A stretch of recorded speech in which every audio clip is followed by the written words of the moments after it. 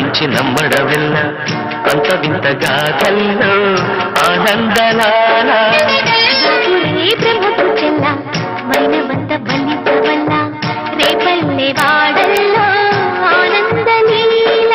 అయిన వాడే అందరికీ అయినా అందడు ఎవ్వరికి